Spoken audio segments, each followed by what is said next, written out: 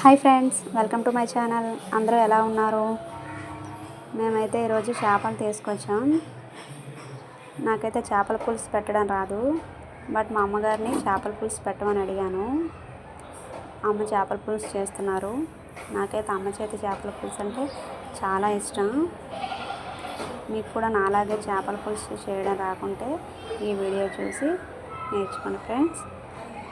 ఈ వీడియో కనుక మీకు నచ్చినట్లయితే నా ఛానల్ని సబ్స్క్రైబ్ చేసుకోండి.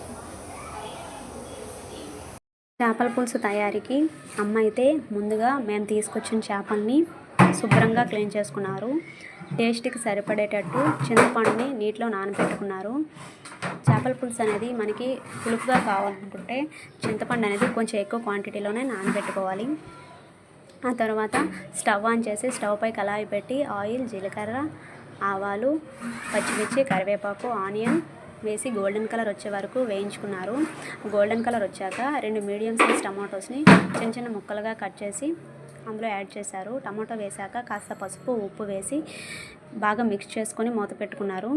టమాటో అనేది ఫ్రై అయ్యాక అందులో ముందుగా మనం క్లీన్ చేసి పెట్టేసుకున్న చేపలను వేసి పసుపు, కారం వేసి చేపలకు పట్టే విధంగా బాగా మిక్స్ చేసుకున్నారు.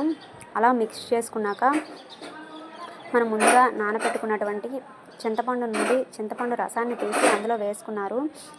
చింతపండు రసం వేసాక మళ్ళీ ఒకసారి గరిటెతో బాగా కలుపుకున్నారు. ఇలా కలుపుకున్నాక లో ఫ్లేమ్లో చేపలను అయితే ఉడికించుకున్నారు. ఇలా ఉడికించుకున్నాక చేప ఉడికిందో లేదో ఒకసారి చెక్ చేసుకొని చేప ఉడికితే ఒకసారి టేస్ట్ చేసి సాల్ట్ ఏమైనా సరిపోకపోతే కొంచెం యాడ్ చేసుకోవచ్చు.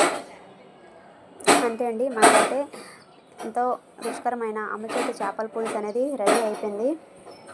మీకు కూడా నచ్చిందని అనుకుంటున్నాను ఫ్రెండ్స్. ఈ చేపల పులుసు అనేది ఈరోజు తినడం కంటే రేపు తింటే ఇంకా బాగుంటుంది.